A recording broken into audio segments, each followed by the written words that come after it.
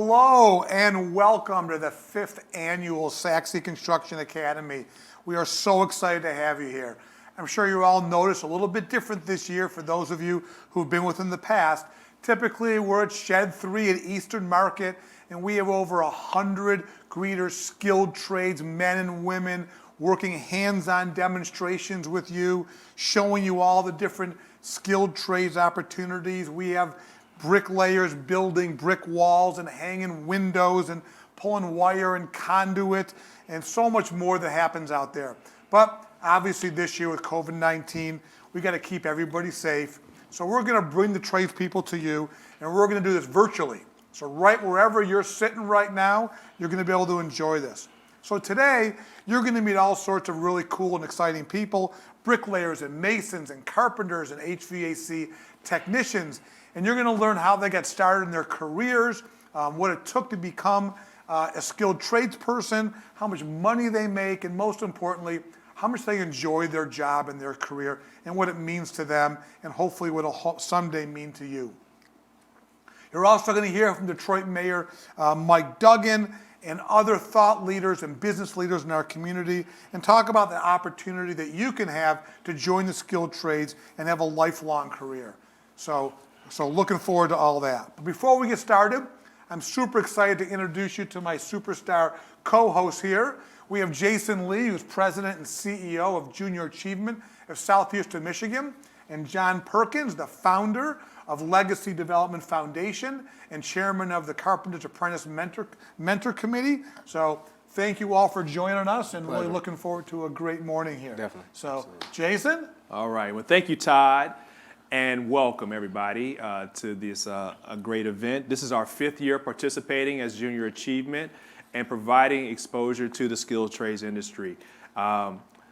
We are excited because we are working with Todd to support the Detroit's future leaders, the young people that are viewing this presentation today, and exposing you to the different career pathways and skilled trades. This is a unique opportunity for high school students to connect and hear and learn from professionals in the skilled trades industries and for today. And we have hundreds, if not thousands, of young people who are watching this virtually from their computers. I hope, students, that you take advantage of this opportunity to meet some pretty cool tradespeople and see firsthand what they do. So remember, if you have any questions, enter them into the field under the screen, and we will be answering them throughout the program. So John, take it away. Thank you, Jason. It's a true honor to host this year's virtual Sachse Construction Academy. Like many of you watching, I was born on the east side of the city of Detroit and attended Martin Luther King High School. Growing up, my father was a carpenter, and I knew at an early age that I wanted to follow after his footsteps. In 2015, I enrolled in the Detroit Carpenter Apprenticeship School and worked on projects like the Little Caesars Arena. At that time, I saw there was a gap between construction and young people. And it's not because that you guys are not interested in these opportunities. It's because you simply don't know that they exist. So at that moment, I created Legacy Development Foundation to share those opportunities. And same as what we're going to do here today with Sachse Construction Academy, we're going to make sure you guys get all the information you need to have a successful career in whatever trade you guys choose. Over the last few weeks, I had the pleasure to go to a few different work sites and learn from my good friends at the Detroit Carpenter Apprenticeship School, Dixon Inc., Ram Construction, and many more. So just sit back and enjoy the show, and we'll be back here shortly.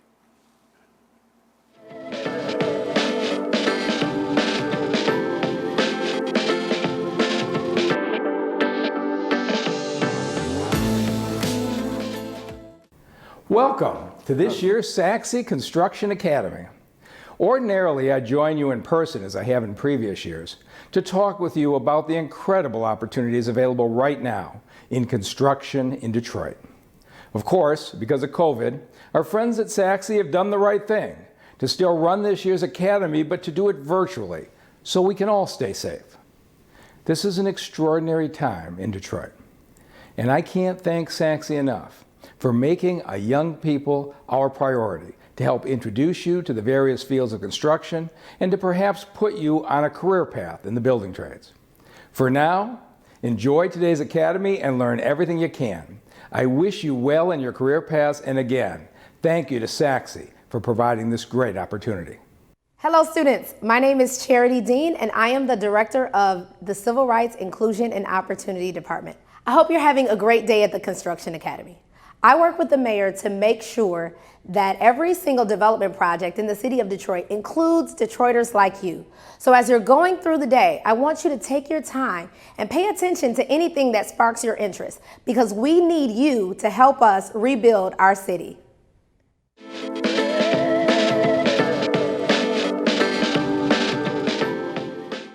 I'm here at the Detroit Carpenter Apprenticeship School in Ferndale, where it all started.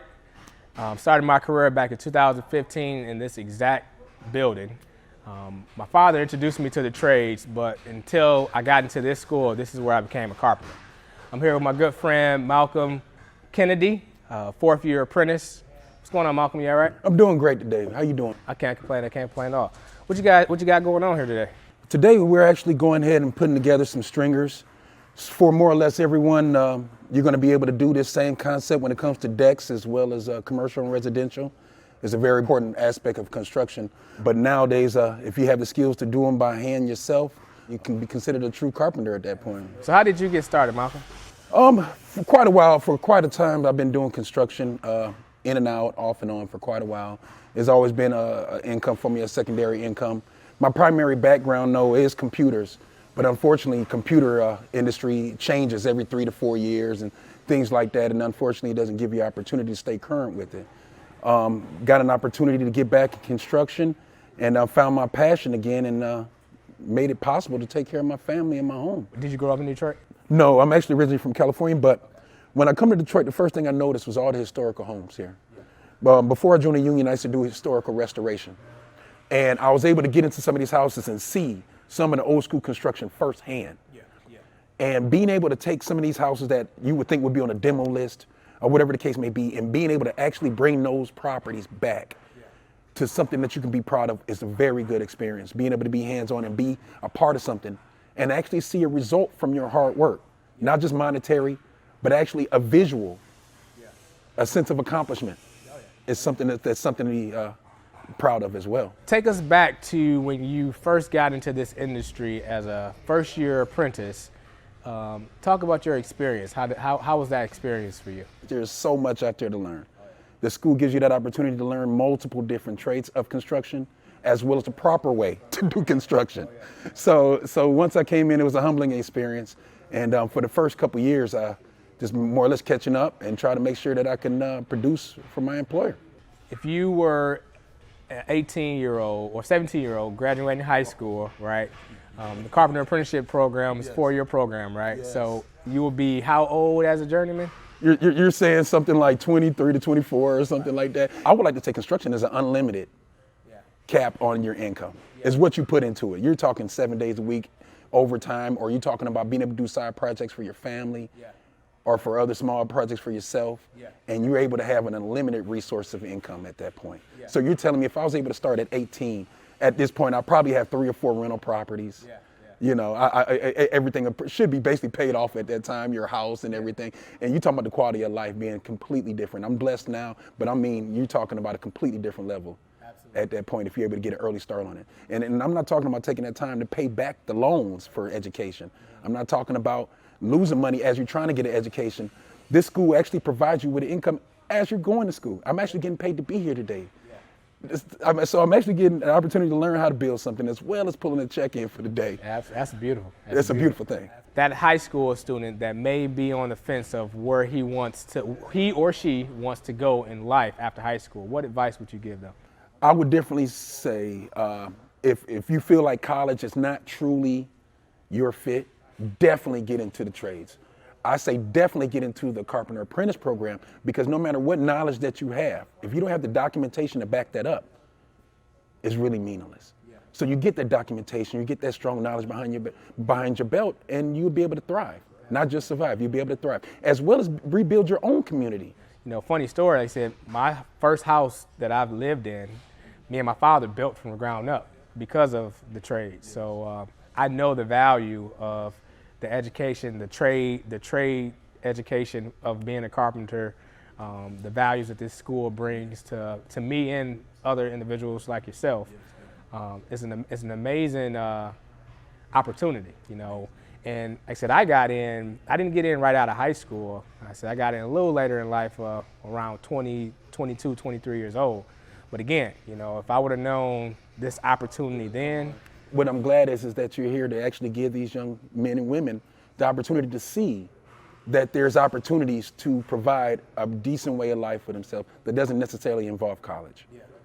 And end up debt-free at the end of it. That's a huge key, you know, debt-free. Debt-free, debt-free. It seems like the contractors that you are working for, and for the individuals that are listening that you'll be working for, they see the investment, they see the opportunity to collaborate with programs like this, and they see the investment of letting you take off work to come here to learn what you're doing on the job site, so that way you can be a better employee for them. With this school, you know, if you send your employee to the school, you know they're getting the proper training. You know what's going on. So the thing is, you want to have as much skilled trades out there on your job site as possible, because it's a reflection of your company as well. So it's not also a benefit to yourself, it's also a benefit to your employer as well. That when you get here, you put in 110%, and you're able to reflect that on the job site too as well. So they're also investing in you as you're investing in yourself. With the different resources that the school and the union hall brings to that person looking for work, that apprentice can also solicit their own work as well. As well, definitely. I mean, I'm kind of old school, so I definitely believe in showing up to the job site, showing that you want to work and show initiative. And through hard work, you are able to prosper. Absolutely, for sure. And then you're talking about a 17-year-old, 18-year-old, when they're thinking of their next move in the world. Yes, I think it is extremely important for kids and teenagers to be able to see how prosperous you can be with a little bit of hard work.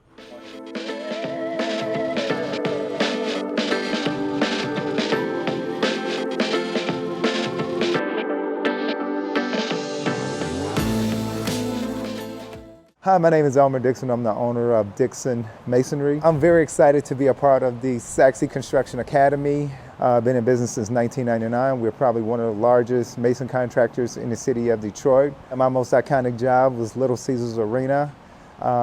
We worked on Rosa Parks Bus Terminal. We've done some renovations in the city of Detroit. My office is located right in the city of Detroit, and actually we did the renovation at Sachse's headquarters right downtown.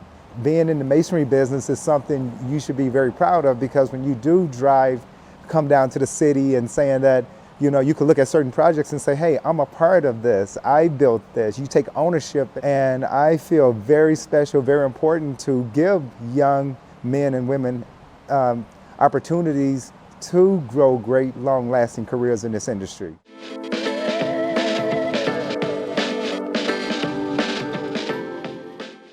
Today we're here at Dixon Inc. with second-year apprentice Lene. So what you got going on here? I'm tuck pointing back the mortar into the joints. What would be your specific title? I'm a PCC Mason. Okay. And what does that stand for? Pointer, caulker, cleaner. What I did was grind out the joints, now just putting back the mortar in a restored, already built historical building. Do you think you would have pursued this career earlier on? I think so, because my mama came up to me when I was in the 8th grade, so 13 years old, and told me she couldn't afford college. Free scholarship, who's not gonna jump on a free scholarship? Degree that I got in visual communications, which is graphic design.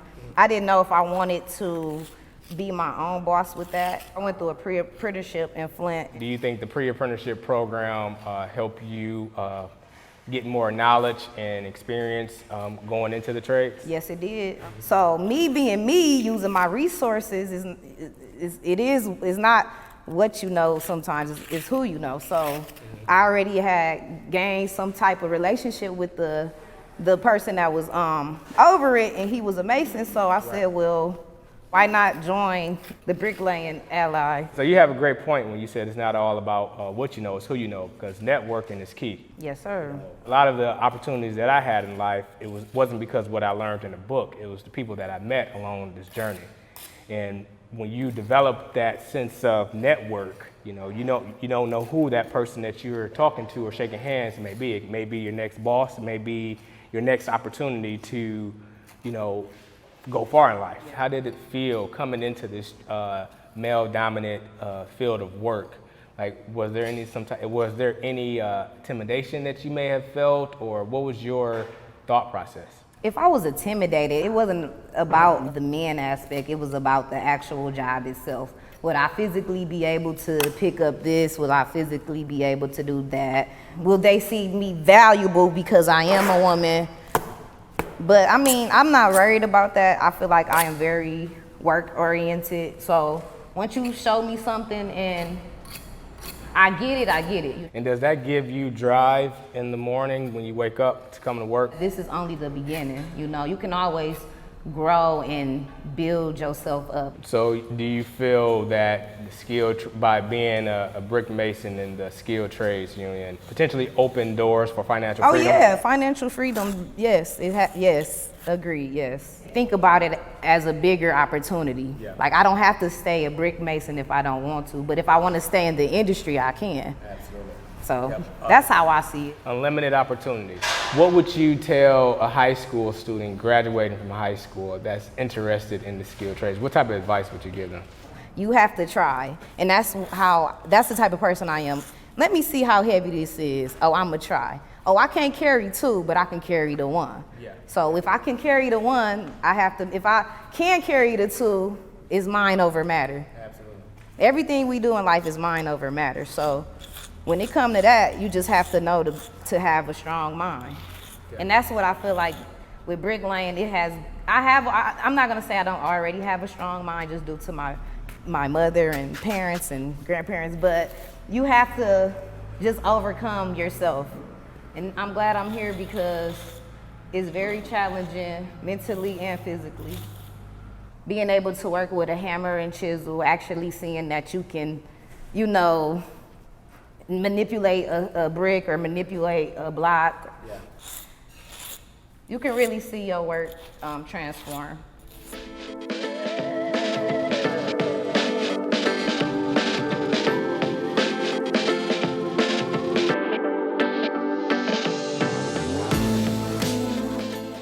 Hello everybody, my name is Ashley Johnson and I have the honor and privilege of serving as the Executive Director of the Detroit College Access Network. I also serve as the Director of the Detroit Promise Scholarship. I'm working with your high school principals and counselors every single day to make sure they have the training and resources they need to help you figure out what you want to do after high school. With the Detroit Promise, did you know free community college exists for you? And if you attend free community college, skilled trade opportunities are there for you as well. Detroit Promise offers 2 viable pathways for post-secondary. The first one is free community college. At those community colleges, you can get access to free skilled trade certificates. They have certificates in welding, pipe fitting and plumbing, HVAC, and construction technology. And the second component of the Detroit Promise Scholarship, if you're interested in construction management, is a 4-year degree at one of the 4-year institutions in the state of Michigan. That requires 4 years of attending a Detroit high school and 4 years of living in Detroit, having a 3.0 GPA, so make sure you're checking your GPA every semester, it's very important, and making sure you're taking the SAT. And if you get admitted to some of the Michigan colleges, then you would get a full tuition and fees to a 4-year institution as well. I hope you guys enjoyed today and learned a lot about skilled trades as a viable opportunity after high school. If you're interested in learning more about the Detroit Promise Scholarship and the amazing opportunities you have available to you in skilled trades, please visit our website, www.detroitpromise.com.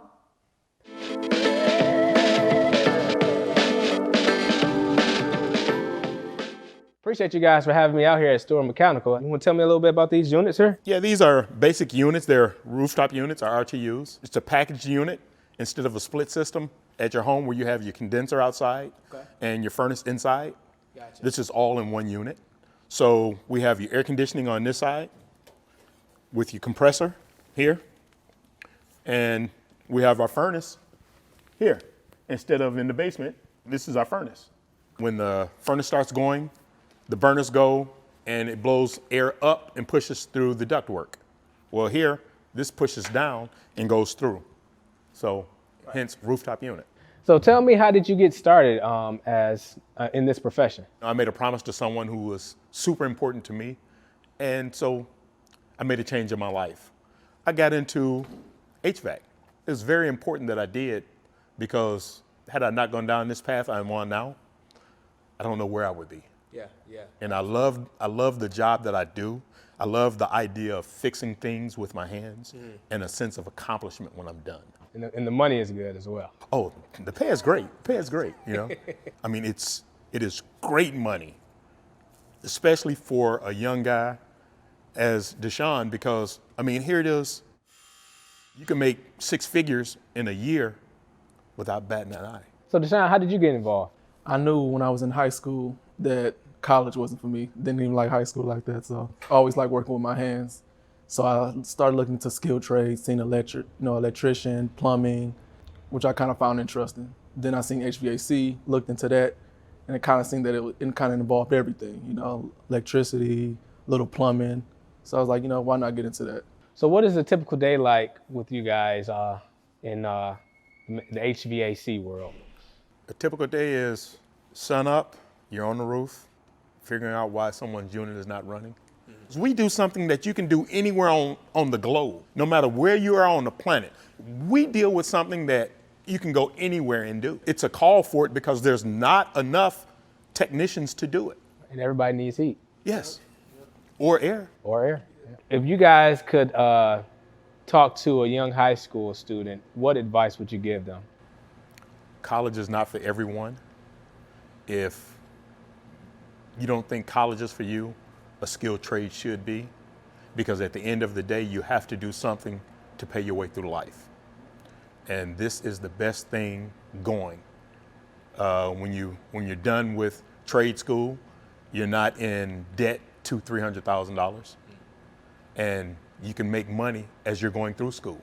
It's a good choice to make. It's a skill that you'll always have, something you can always make money off of. Working with your hands is something that's not going to be affected so much by the economy when you're working with your hands. So it's something stable, make good money in it.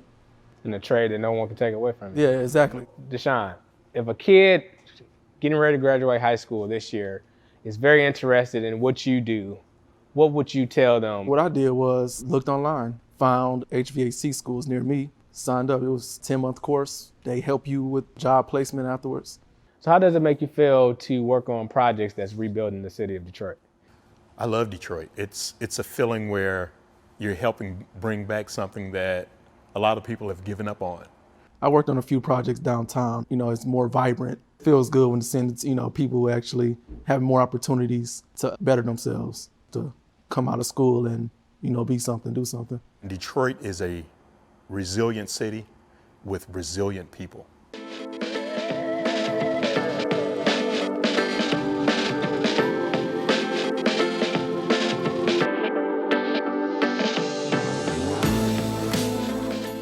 Wasn't that really cool? You can see the passion in these people and how much they love their jobs and how important it is to them and how much they've learned and how much money they're making. So I think that's really cool. Hope you all enjoyed that. We got lots more to come. But before we get to that, I got to introduce our exciting panel that we have with us today. So I'm going to start with Ashley Johnson, who's director, you saw her briefly earlier, the director of Detroit College Access Network, and she is also director of Detroit Promise, and she's going to share with us how you can attend community college or a four-year university for free. So that's a really amazing opportunity. We also have Charisma Carlisle, our Charisma, who we love, who's an apprentice with Bricklayers Local 2 and works with RAM Construction, and also graduated MLK High School and the Randolph Academy.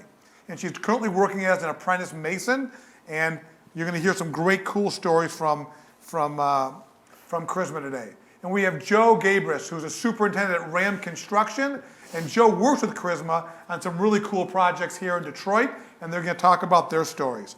And then Terrence Lewis, who's a journeyman electrician with IBEW, Local 58, and works at Motor City Electric. And he's going to share his story and how cool it is to be an electrician and what that all takes. So welcome everybody, and thank you for being with us today. So let's get rolling here. All right, so we have some questions from students. Let's take a question from Brandon. Brandon is a student at Randolph Career Technical Center. Brandon, take it away. My name is Brandon Blessed. I attend Randolph Career and Technical Center in Detroit. I'm a junior. I take painting and drywall finishing, and my question for the panel is, how can I take advantage of the Detroit Promise, and what are the benefits of the free tuition for a local university or four-year college? I'm answering right. Hey Brandon, great question. Again, my name is Ashley Johnson, and I serve as the director of the Detroit Promise. So, as I stated earlier in the video, there's a couple different options for you with the Detroit Promise. There's a 2-year community college option, and there's a 4-year option. The 2-year community college option is to 5 local community colleges, and skilled trades is available for you, including HVAC and some of the other opportunities discussed earlier today. To be eligible for that, all you have to do is live in Detroit for 2 years, graduate from a Detroit high school, and complete the FAFSA and enroll. That's all you have to do, honestly. The registration takes 5 minutes. And so right now we are working with all the seniors in the city to make sure they're registered. If you are not registered and you are a senior, go ahead and go to our website, www.detroitpromise.com, and get registered. For the 4-year component, you have to live in the city for 4 years. You have to attend a high school in the city for 4 years, and you got to keep a 3.0 GPA. So make sure you are checking your GPA, and yes, 9th grade GPA does count. So make sure you're keeping your GPA up.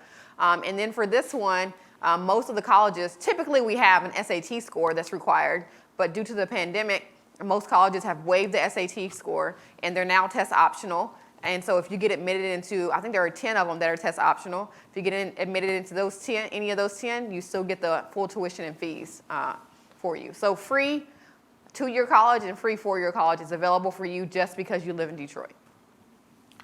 All right, great, and thank you. So let's take another question. This question is from Anthony. Anthony is a student at East English Preparatory Academy. Anthony, take it away. Hi, my name is Anthony Green. I'm a senior at East English Village. My question is, do you have to be good at math to be a carpenter? When you think of construction in general, you have to be able to read tape measures, look at dimensions on blueprints and things in that nature. So, but when you think of construction math, there's a difference between the math that you learn out in the field and the math that you're learning in the high school setting. But there are similarities as well. For instance, the same thing that you guys learn in algebra, the Pythagorean theorem, we have that same method in construction called the 3-4-5 method, which is a method to square a room, Same as the multiplication you guys learn in high school. We use that same multiplication for figuring out square footage for a room, or how much drywall needs to be applied to this wall. The difference in the learning technique is you can now take those numbers and apply it to something. So what I've seen to be true is a lot of individuals that struggle with math on a high school setting, they excelled in the trades because now they know what that multiplication looks like when you're ordering materials, right? So to answer your question short and sweet, you don't focus on if you're troubling in math in high school now, because again, you may be one of those learners that may need to see what those numbers actually mean. Wow, great answer. Thank you, John, and thank you, Ashley, for your responses to our students' questions. And students will be answering more questions throughout the show, but let's get back to the show and learn more about these jobs in construction. Hello everyone, my name is Zara Karapetian-Broglin, and I am the Vice President of Construction here at Olympia Development in Michigan. My team and I are building and restoring some of Detroit's most iconic buildings. I truly love my work, and I recommend you consider a skilled trades career. This is just such a fun and dynamic industry, and we really enjoy our work. So join Skilled Trades and come help us build Detroit's future.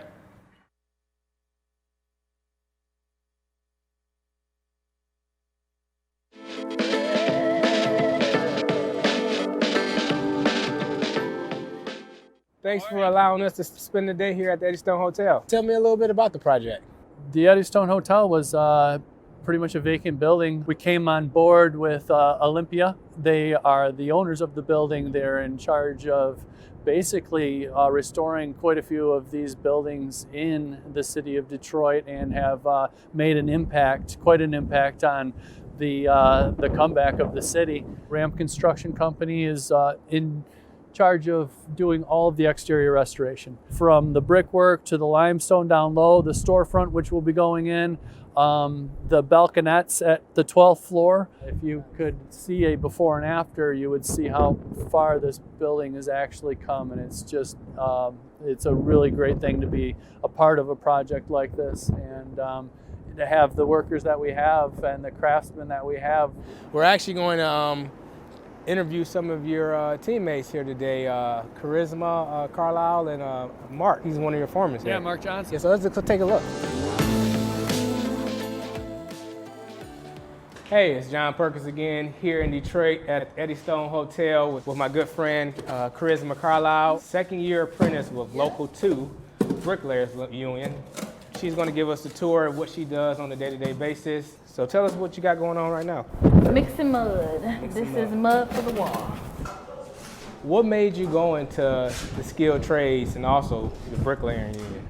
I ended up going to Randolph just to get in any trade, basically. So I started in carpentry, and then I kind of switched to bricklaying. I did like a couple of internships, and I did an internship with Barton Mallow at Sachse, and they partnered with MAURER. And when I was doing an internship with MAURER and Sachse, we were doing cement finish, and that was pretty cool. It was really fun. I think I was the only girl there. A lot of individuals, especially young folks, they don't, when they think of construction, they think of it being a guy's thing, right? Yeah, for so, sure. Yeah, but, and I try to promote women to get into construction as well. But, coming from a man, it's kind of hard to tell a woman that it's cool to do it. With the mortar that you was referring to about mixing it up manually to install these CMU center blocks to build walls, is that something over here what's going on here? Is this the elevator shaft that you guys are building? Oh yeah, this is an elevator shaft. You got to build the block around the elevator so the elevator can sit in it. So what is the rebar here for? Strength. Strength. Oh, the strength of the wall. Gotcha. That makes sense. So that way, it's kind of almost like pouring concrete in a sense. So when you're laying bricks, it looks like you guys are staggering them. Block. Laying block. So, it's block, not brick. Gotcha. And this line here. Oh, it helps you follow the level. Lay to the line, basically. That's what they say, lay to the line. It's it'll give it level. Gotcha. So it's a level line when you're laying the block. Yeah. Tell me what a typical day looks like for you. It's very diverse. One day you could be tuck pointing. Tuck pointing is when you fill a joint in with mortar. The next day you could be caulking. Caulking is where you put an adhesive, like a glue, basically, in a joint where block meets brick, so it can move, so the wall can move. The next day you could be laying brick all day. The next day you could be laying block all day, but it just depends on the job site that you on. It's very diverse. So what year apprentice are you? Second year. Second year? And let's talk more about that. So going into the apprenticeship in the Bricklayers Union, approximately what does that pay look like? I started off at 19, nope, I lied. I started at $20.67. $20.67. And I was 17. $20.67 at 17 years old. Wow. And how long is the apprenticeship program? 4 years. 4 years? And after the 4 years, then what? Then you become a journeyman. So journeymen in the Bricklayers Union, what is the pay scale for that? It's $33 and $36 if you're working on the swing stage, and vacation pay as well. Nice. That's some good money. Yes, it is. It's some good money right now. Like you don't know Well, I don't know if you know, but I don't know any 20-year-olds making 25. It's very, very few, absolutely. So when you were in high school, what are some things that you wish you would have known before graduating that you know now? That college isn't the only way to go. Okay. If you really want to get into skilled trades, start with the Bricklayers Union or Randolph, or just apply and see how it goes. So after a long day of work, when you go home, does work go with you, or? Not at all. Not at all. No. When the work day ends, it ends. So you can still have your own life. Well, I'm gonna refer to the women. When you can still wear all your long nails if you want. It's not hard. You just see me put these two down and nails. It's not that hard at all. You can still have your hair however you want it. Just have a hat on. Like, that's it. You can still be, referring to the women, you can still be real girly if you want to be in this trade. You can still be you. I should say that. You can still be you. Yeah. Do you feel there's a lot of opportunities for women in the skilled trades? Absolutely. A lot of opportunity for women in the construction, because there's not a lot of women in construction. Do you ever feel there's a less than, or that you don't have the ability to do what the men do in your field? Not at all. Sometimes I'm showing up the guys, like I'm doing better than the guys, and it's just, you know that you could do this, and you just need to believe in yourself. So if you were to talk to a 10th grader, a male or female today, that may not know what career path that they want to choose, but they're good with their hands, what advice would you give them? Try out Randolph. Okay. And Randolph will give you like ideas. If you like being hands-on, you like standing up and walking around, try Randolph. It gives you so many great opportunities. If you like really serious about your future and you want to succeed, Randolph will give you like every key and every tool to make you succeed. Right.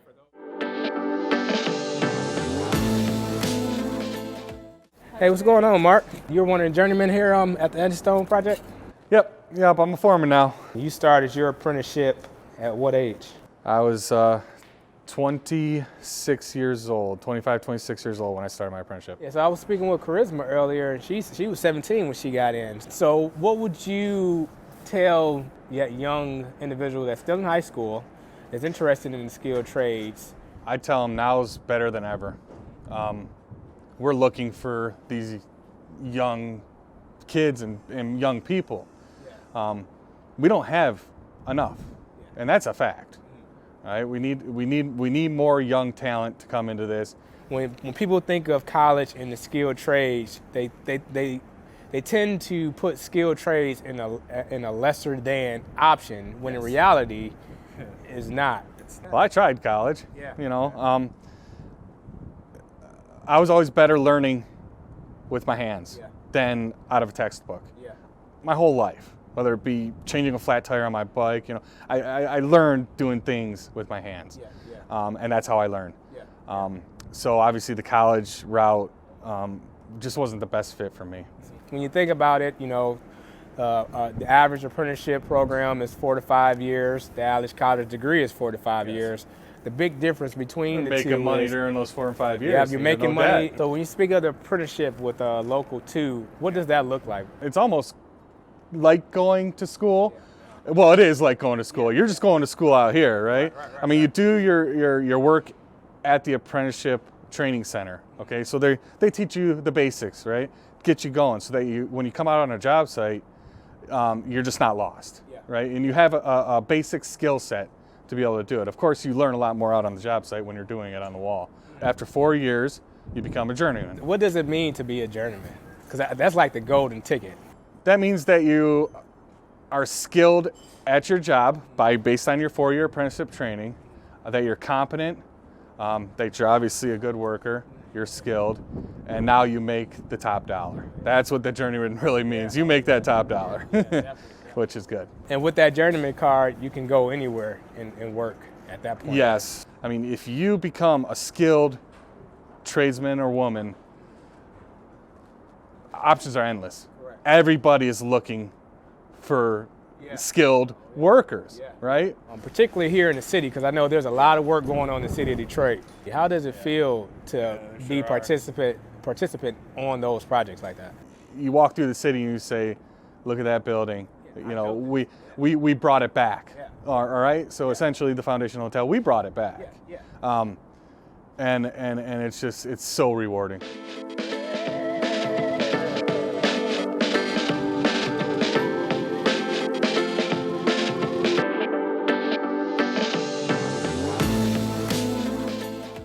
Hi, my name is Krista McKinney-King, and I am the proud Principal Director of Randolph Career Technical Center. Here at Randolph, it's all about the skilled trades industry. We offer carpentry, plumbing and pipe fitting, masonry, painting and decorating, welding. The list goes on. And we even offer construction management or entrepreneurship. Kids come here to explore and to pursue opportunities that can lead them into paid pre-apprenticeships and paid apprenticeships.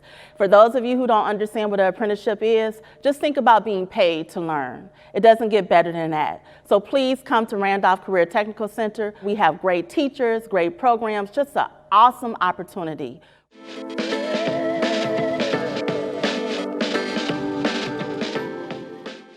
Hey, I'm here with Dave and Ryan, Foreman, and Superintendent with Leidal and Hart. What you guys got going on over here?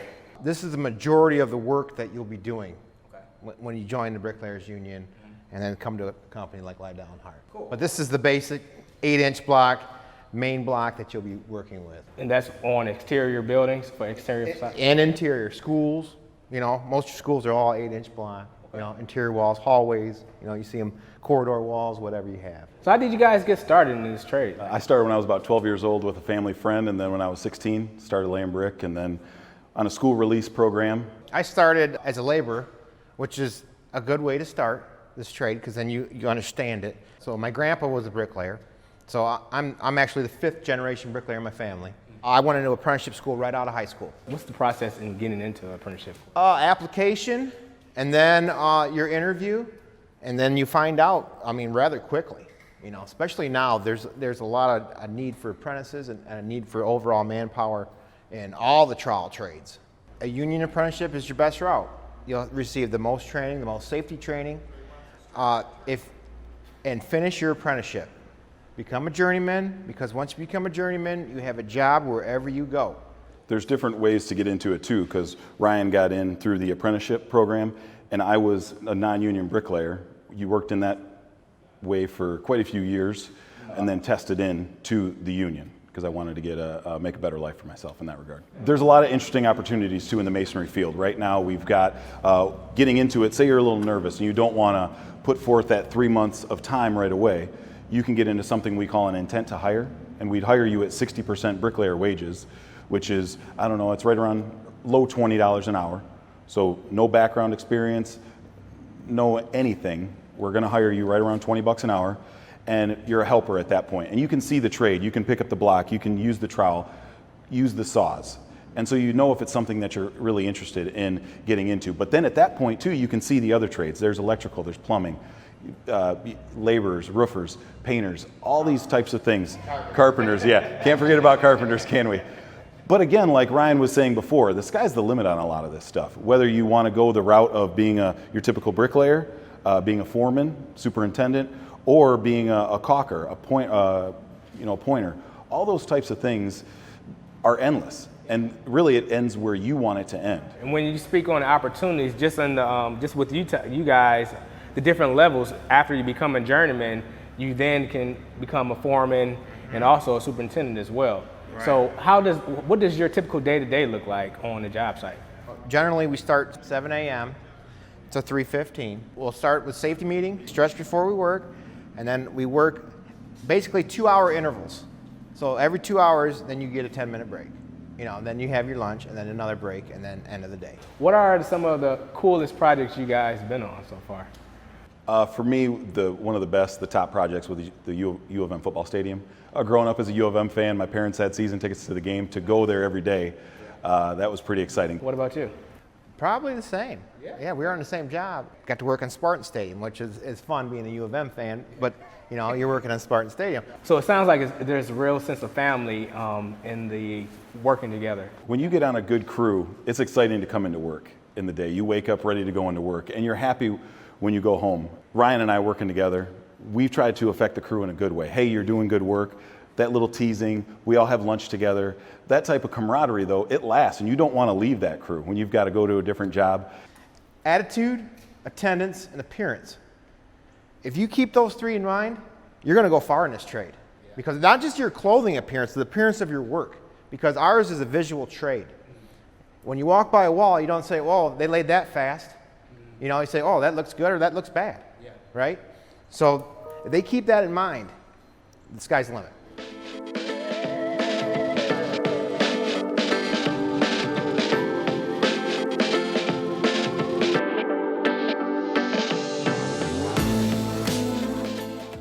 Hi, my name is Brad MAURER. I'm the General Superintendent for Leidal and Hart Mason Contractors, and my role there is to essentially recruit the team for the future.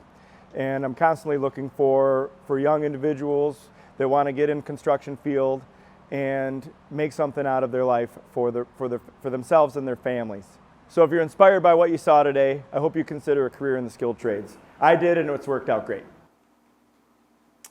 Welcome back. It was great to see John from Olympia at the Eddystone Hotel project with Charisma, which was super cool to see her out there in the field, and Joe from RAM, who she works with.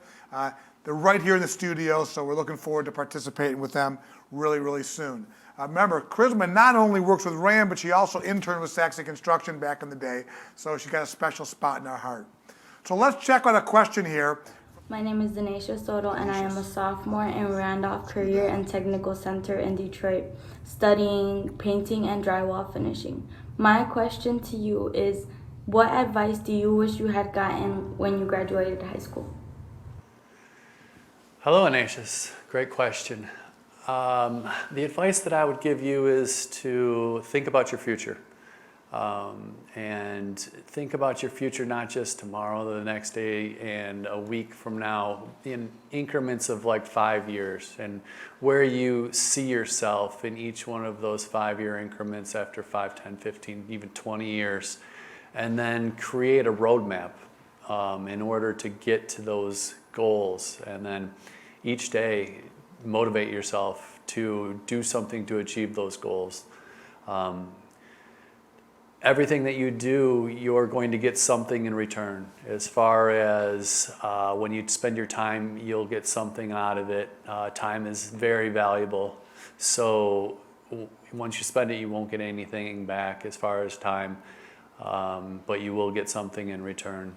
So spend it wisely. That's the advice that I would give you. My advice would be patient with big financial purchases.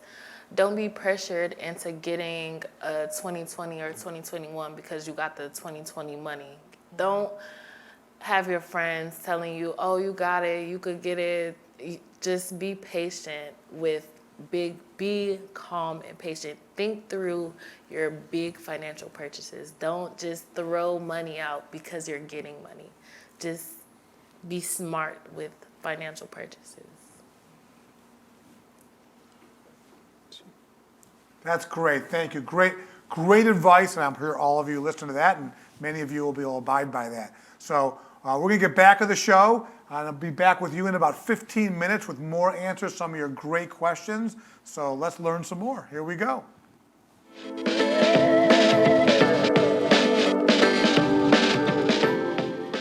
I'm here at Motor City Electric Fab Shop in Detroit, Michigan with my good friend Terrence Lewis.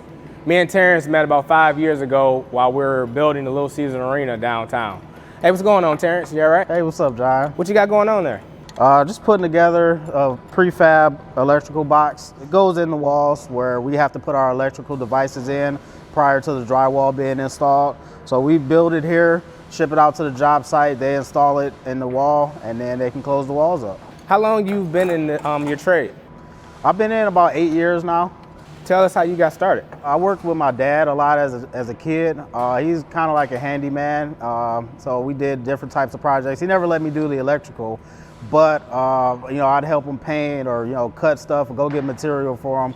And he used to always tell me that in order to get into skilled trades, you don't have to go to school or like pay to go to a university. They'll actually pay you to learn the electrical trade. So I kind of got online. Once I got of age, I was about 22 years old, did some Googling, and I found our program, and it was, I've been in ever since. So I know it gives me a sense of pride when I drive past projects like that with my family and I say, wow, like I did that. Like, what type of pride do you have knowing that you are revitalizing the city that you grew up in? I was born and raised in Detroit. I never lived anywhere else, but just to be able to pinpoint and point out, you know, I did that. Another favorite project of mine was Children's Hospital, where we put in an MRI machine. So that MRI machine helps save children's lives right here in the city of Detroit. And you know, I just love to be able to tell my family that, you know, every night. What is the average pay for a journeyman now? I had no idea that in skilled trades, you know, you can actually make 6 figures a year in the skilled trades industry. So when I got into this, I didn't even know when I initially got in. It's once I started making it, basically, is when I figured it out. Like, wow, you know, I make good money here. With no debt? No debt at all. There's no debt. We do have to pay tuition. It's not like college tuition at all. You're responsible for your education, and having to pay money and come out of your own pocket, it'll give you that sense of responsibility because you don't want to waste your own money, right? Yeah, you're absolutely right about that. What advice would you give the young individuals that may be watching this that are interested in pursuing this trade? You should expect yourself to show up on time, to show up prepared, you know, with the tools, in the right mindset. You know, basically have expectations for yourself and have expectations for everyone else. So how did you get involved in the electrical trade first starting off? When I got in, it was rough, man. I didn't have a car. I was just this 22-year-old kid. I was catching a bus, toolbox in one hand, lunchbox in the other hand, hard hat on my head, safety vest. People was looking at me like I was crazy. First job right out the gate, Oakland University, nursing school. Took 4 buses to get there from my house. So I had to take the 6 mile to Woodward, the Woodward to the State Fairgrounds. I can't remember what bus took me to Pontiac, and then the bus from Pontiac over to Oakland University. At the time, I had a night job. I worked at Five Guys, burgers and fries. So I would go to Oakland University, learn the electrical trade there, go home for a minute, then go to Five Guys, work my hours there, do it all over again. I did that till I saved up enough to buy a car.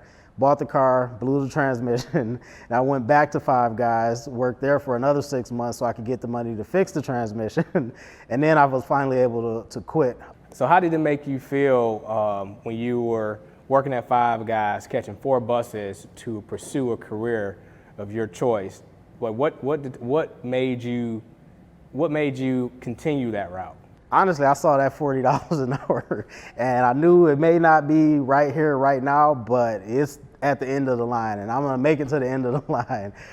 So that just, it lit a fire in me, honestly. At the time, being 22 years old, I didn't know anyone. The most successful people that I knew I had personal relationship with that worked on the line at the auto plant. So I think they make, let's say, 40 to 60 grand a year. I had the opportunity to become the highest paid person that I know personally. I realized that, and I just had to give it my all. But again, that goes back to the dedication that I put in. Even though I didn't have a car at first, it didn't stop me. Whatever challenges that I was faced with, I was faced with a lot of adversity, but I didn't let that stop me, and I'm where I am today. How does it feel to be born in the city, raised up in Detroit, and now having the opportunity to rebuild the city that made you who you are? I like to show my wife all the time, you know, I put those lights in, you know, I did that.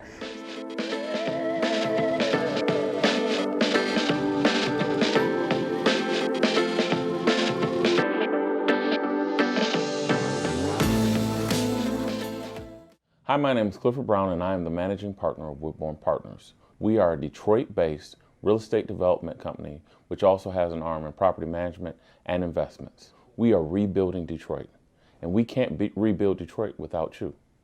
We need to have people in the skilled trades and in all sectors of real estate development and construction. We want you in Detroit. We need you in Detroit. And I invite you to do the work with me to rebuild Detroit.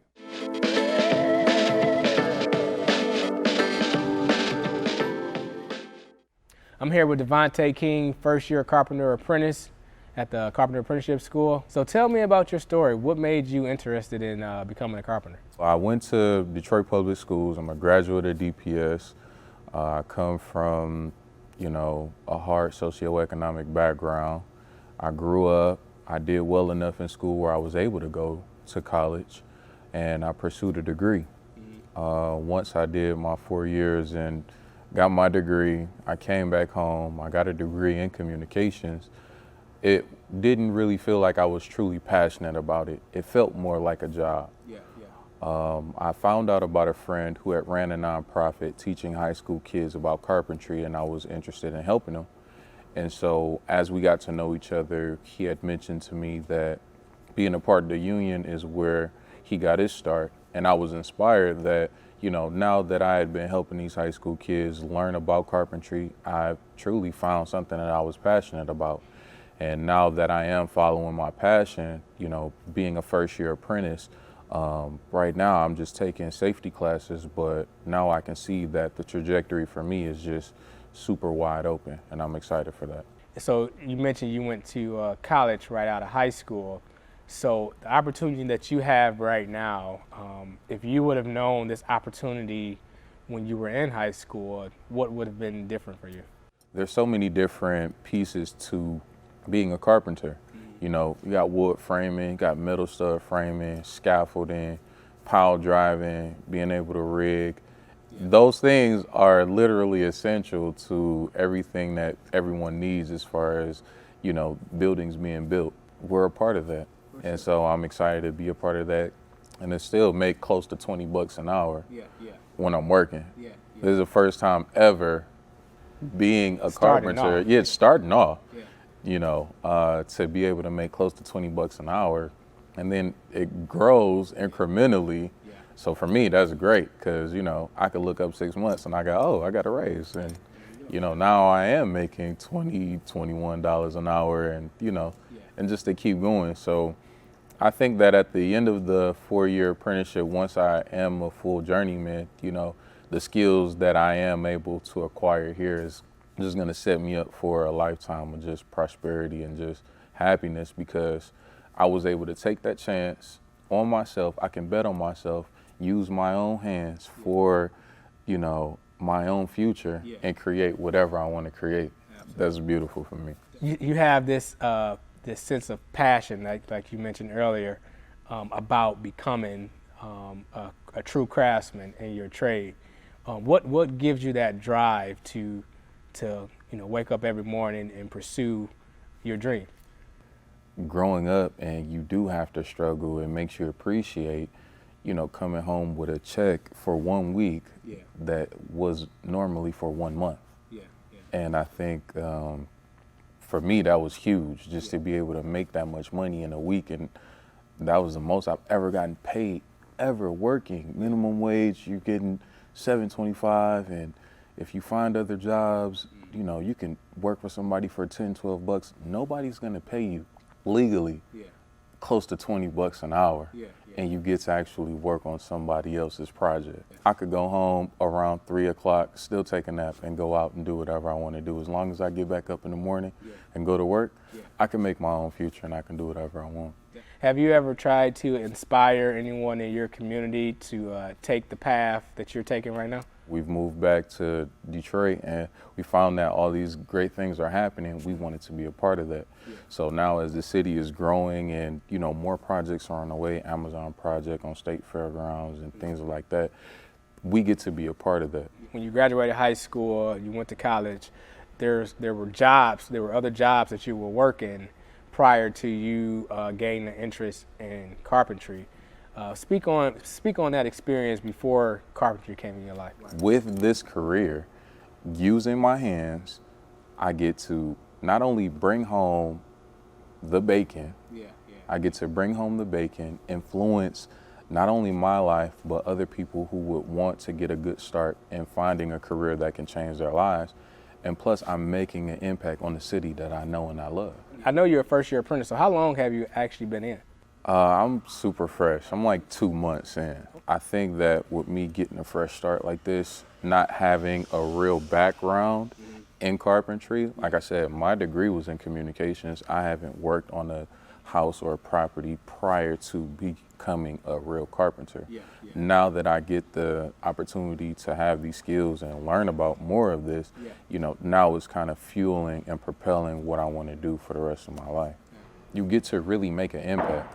I don't think in any other occupation you get to truly make an impact. I think this is one of the only, if not the best one, to be able to impact other people's lives in a major way. My father used to tell me, he told me, son, find something you love to do and you'll never work a day in your life. Yeah, and that's exactly what was my mom was mentioning. She just wanted me to pursue something that I love to do. And so, you know, although that, you know, her passing really propelled me into finding something that I love to do, I'm glad that I was able to find this today, because had I not found that, working retail, going to work, coming back to work, coming back, there's no impact there. I am just a customer service representative at that point. I don't get a chance to say, hey, we built that. You built the retail store. I built the retail store, exactly. So now having the skills to actually put up a retail store, if I do decide to save up some money and get some commercial property, I'll know how to put it together to make it something that people can look at and be like, wow, this is really great space. I did that. No one else was able to do that.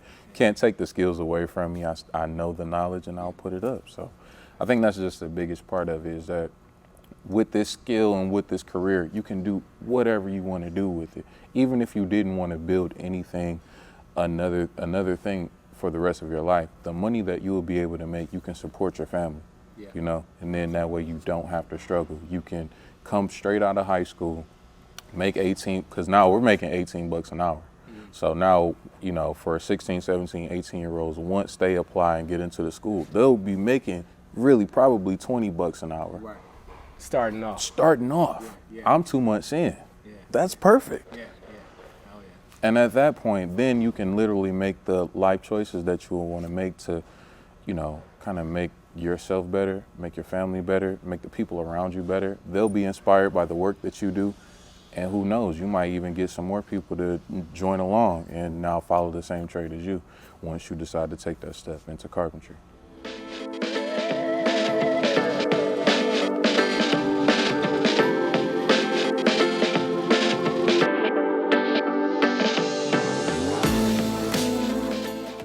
Hi, I'm Todd Sachse, Statewide Director of Training for the Michigan Regional Council of Carpenters and Millwrights.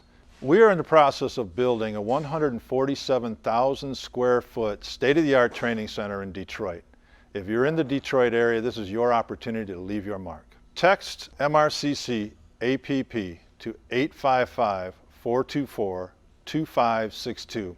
This is a tuition-free paid learning opportunity. It is so easy to get started in a career with great pay and great benefits.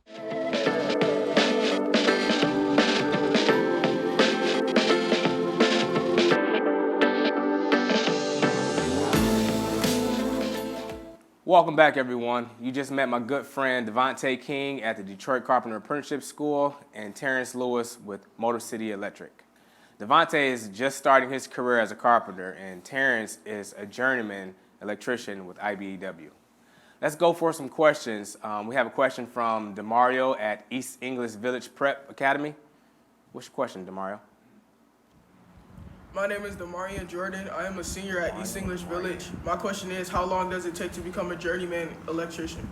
So it takes 5 years to become a journeyman electrician. That's because that's the state requirement. Actually, the state requires 4 years. The IBW, that's who puts that extra year that makes it 5. But I don't want you to focus on how long it takes, because right out of the gate, you'll be making money. You'll be making good money. You're gonna start off at 40 grand a year.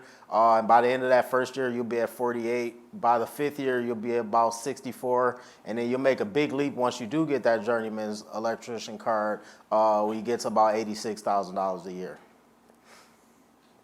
Thank you, Terrence. Let's take some questions from our virtual audience. Just type in your question in the field below, and we'll answer them live. Who has a question? Okay, well, first of all, thanks a lot for joining us, and excited to get some of your questions out there. So Cynthia has a question here. It says, what is the one thing that's critical for students to know before they enter the skilled trades industry? Well, how about, why don't we shoot that over to Joe and see what Joe's got to say about that, and then see if anybody else wants to join in. I would say the most critical thing to know is the information that you're going to need to make those first steps, and also just the motivation that's going to be required in order to make those steps. I would say to look into the unions, decide which union you want to be a part of, and then actively pursue that union.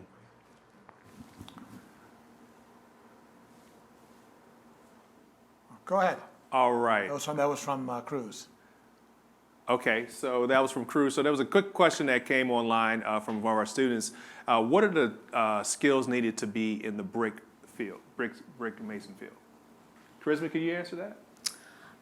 You don't need any skills. They teach you going in, but you have to be teachable. You need to just be able to work withable, like teach. You need to be able to be taught. You don't need any skills though, because they teach you. Okay, great. So we got one here from Ian. This is a great question. It says, when you get into the trade, can you learn multiple things at once, or do you just learn, or just one thing at a time? So, hey, John, what do you think of that? Yeah, so in the carpentry trade, we have between floor layers, commercial carpenters, residential carpenters, where you learn metal studs and drywall. We have welding certifications.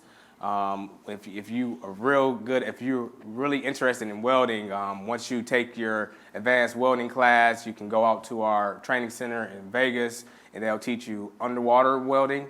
A lot of individuals, when they think of carpentry, they don't think that welding is a part of our trade, but it is. We have from millwrights that actually install the conveyors in the plants, the big 3 plants. So to answer your question, is there multiple things you can learn? Of course, carpentry is a very diverse trade where we touch about 75% of any commercial or residential building. So yes, absolutely. So this is a great one. I'm going to throw it over to Terrence over there from Precious. It says, why did you choose this job?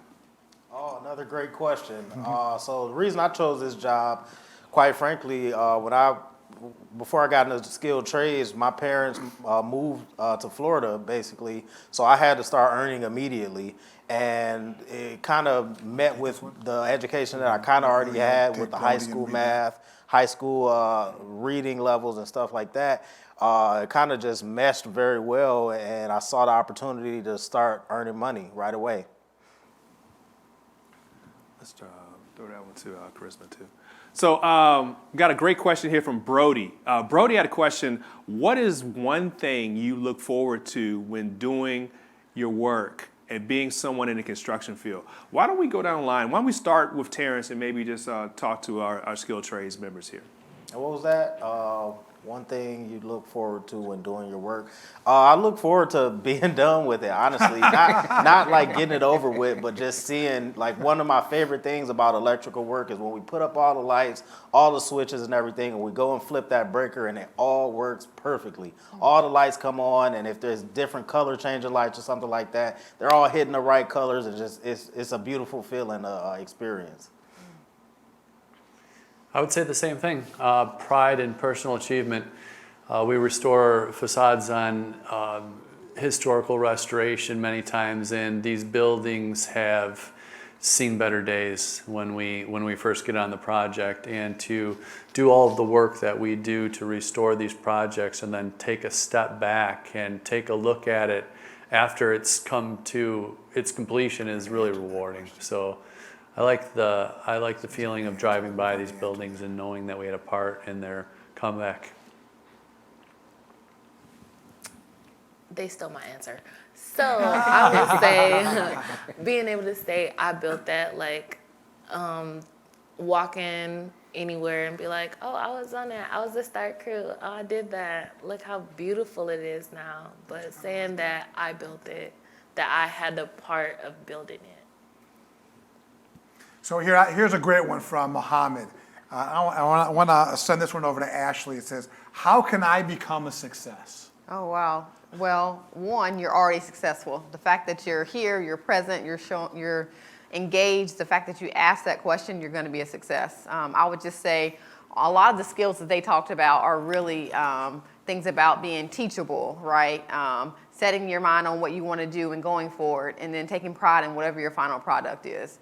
So if you really want to be successful, I would encourage you to figure out what it is that you want to do beyond high school. Go ahead and get signed up right now and start taking those steps to be successful, and take a step every single day to move in that direction. Great, thank you. That's so true and right on. So here's one from Alan. We're going to throw this one over to Joe. He says, where would I be able to travel if I had an opportunity to do so? The sky's the limit. There is a lot of opportunity for travel within the skilled trades. You can think there's projects throughout the world.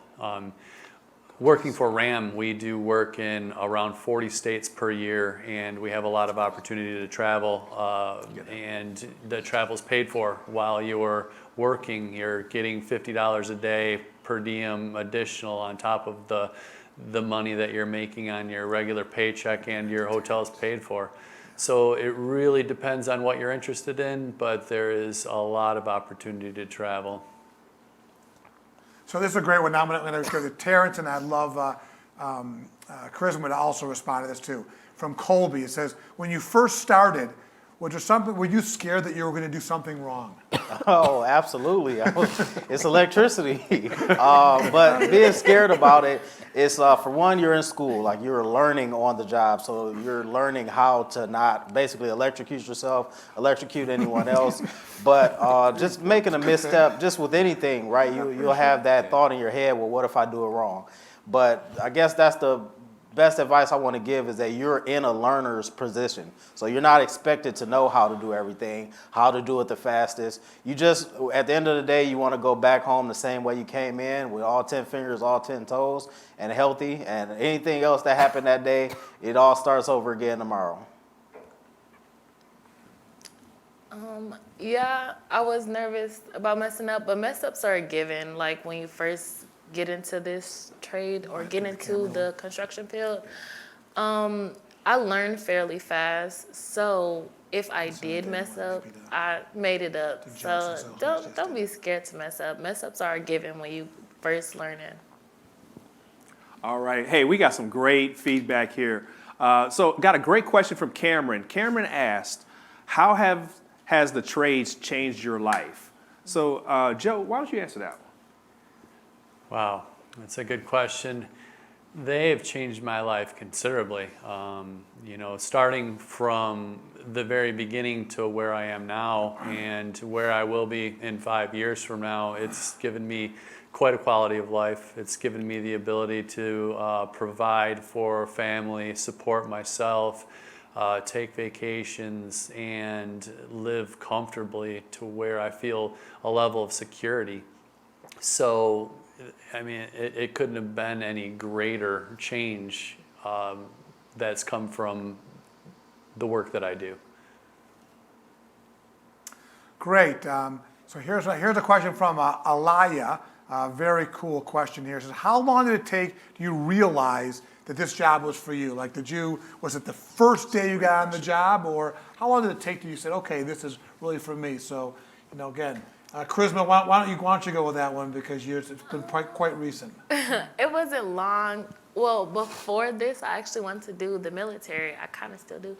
But I love anything hands-on. So it wasn't long at all. I was moving around constantly, which I need to do. I love moving around. It wasn't long. It was not long at all. It was right away, instant kind of, yeah. Okay, so here one here from Decaria says, does age matter when you're getting the skilled trade? So I think the answer to that is I think in all of them, to work in the field, you have to be 18 years or older. So, but I think some of the training you can actually start prior to 18 because didn't you start prior to 18, Charisma? Yes. Yeah, so you can start out right out of high school, but you actually can't work in the field until you're at least 18 years old. So that's how that works.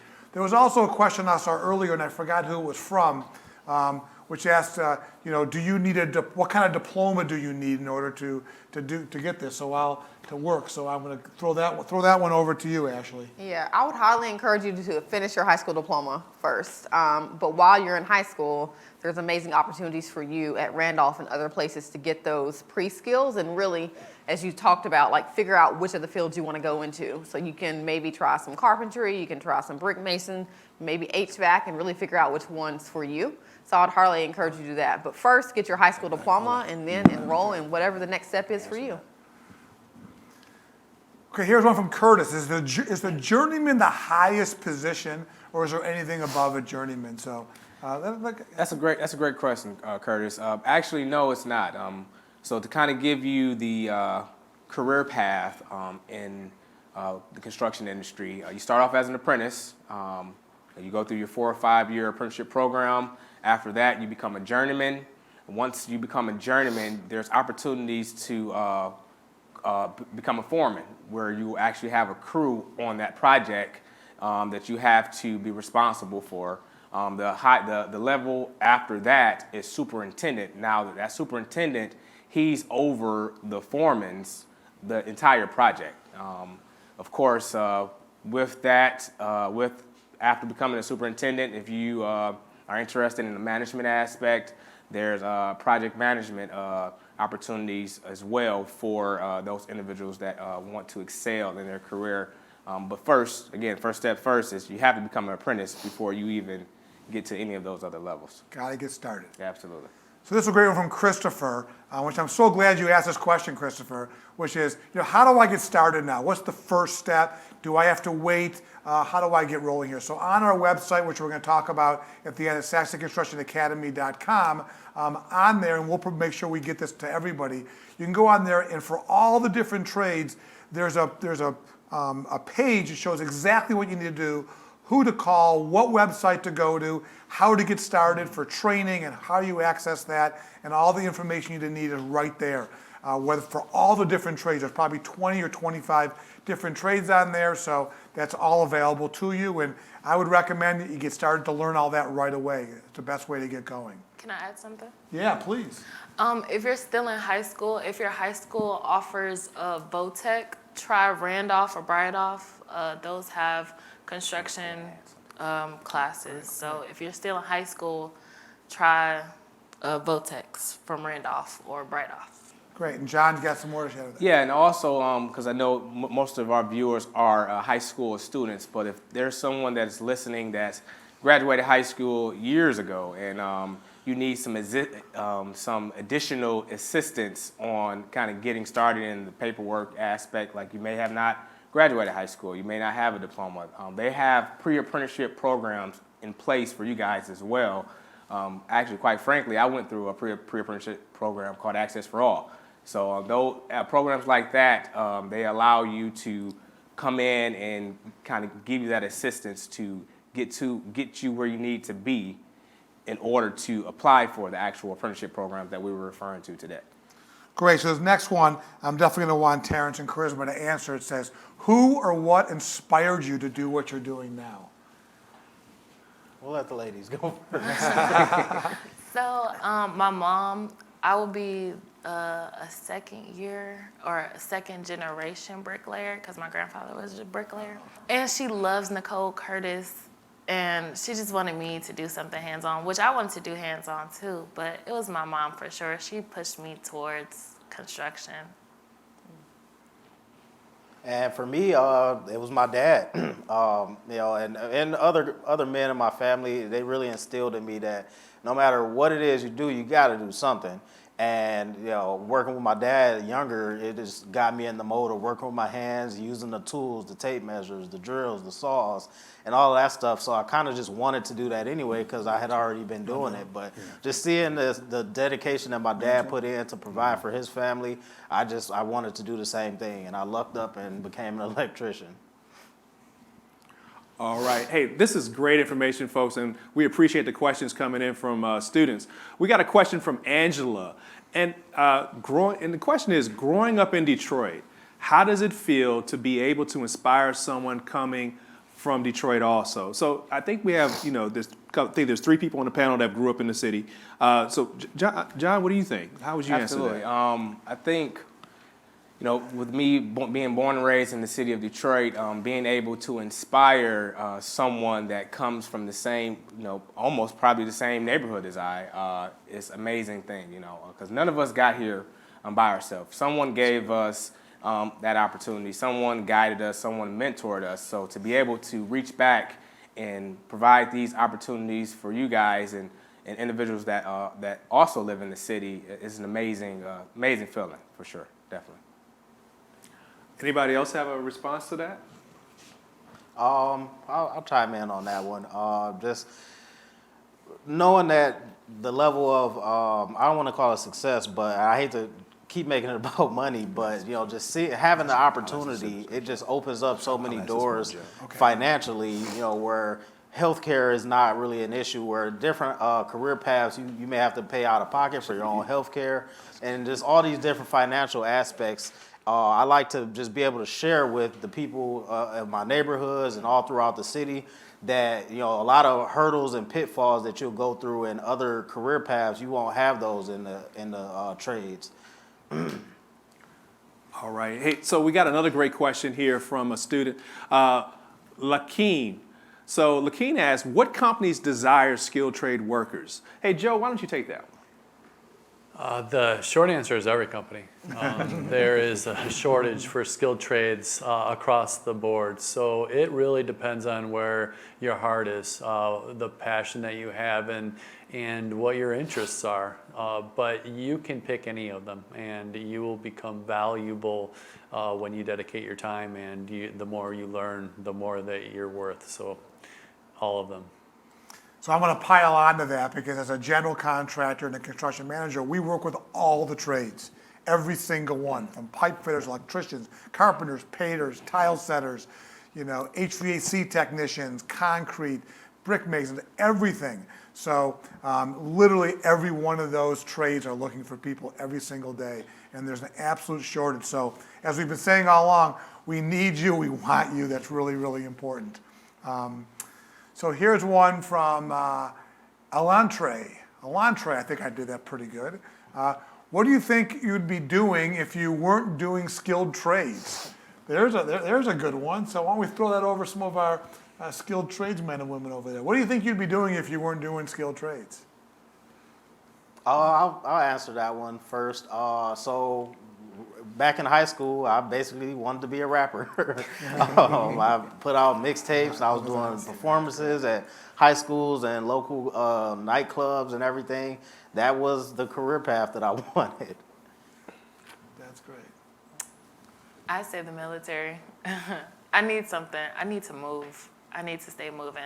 I'm good at working with books and stuff, but I still need to move. Like, I'm real smart. I just need to stay moving. So the military, if I wasn't doing skilled trades. Right. Great. So we got here from Armani. How do I get in the skilled trades now? My last year of school for computer engineering. How can I get the skilled trades now while I'm in my last year? So as I said earlier, the way to do that is to go online, go to the Sachse Construction Academy, and all the different skilled trades will have a path to do that. And you can start that now. And you know, as Charisma said also, if you work with Randolph School, because of Randolph, is that full-time Randolph? Is that every day? So why don't you share what you know about that? With Randolph, it's like courses, like 2-year and 4-year. I mean, yep, 2-year, 4-year, but it's still a good way to give you access. You could just go up there and they'll give you some knowledge about it, but it's kind of 2-year and 4-year, or 1 year. It depends on what you choose. Great, All right. thank you. Hey, great question, great answer there. Appreciate that. So we got a question from Autumn. The question is, what is the hardest part about being a carpenter, and how did you overcome your obstacles? Yeah, well, when I got into the trades, I had some knowledge about carpentry due to my father teaching me. However, he taught me on a smaller scale. So when I started on a bigger project like Little Caesars Arena, the hardest obstacle that I had was working in the elements, working outside. You know, when you're doing concrete form work, you know, whether it's 90 degrees outside or negative 10 degrees outside, you know, that wall has to get built, right? How I overcame that obstacle is, you know, I had a mindset every day that I came into work that I was going to dominate whatever task they put in front of me, you know, whether if I knew how to do it or not, you know. I think having that drive every morning when you wake up, you need some type of fire, you know, to put under yourself to be able to do some of these tasks at a hand. But I definitely can say that I kind of self-motivated myself in the sense to you know, overcome those obstacles that way, for sure. All right, great. So great. Hey, we had a great question that came about, and this is something that we were talking about in the green room prior to this. What is the highest paid skill trade? Okay. I can take a swing at that. So whoever's watching, if the elevator operators union is watching or whatnot, I believe to date the elevator operators is the highest paid tradesman.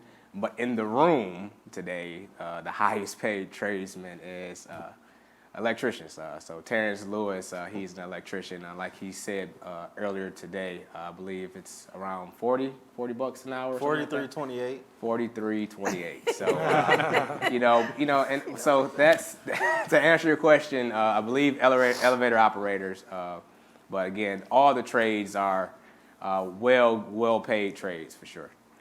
And we need a lot of elevator operators, right? That's for sure. We got one last question here from Anissa, but I just lost it. Oh, here it is, right? And said, this is a great question. What do you do besides your job, and what are some of your hobbies? So why don't we just go right down the line, right? We'll start with Terrence and we'll go right down the line and share that with us. So my favorite hobby that I like to do is invest. So like I'm in the stock market, mutual funds, money market, Bitcoin, cryptocurrency. I mean, I'm just all across the board with that. Wow, good for you. Well, you can do that.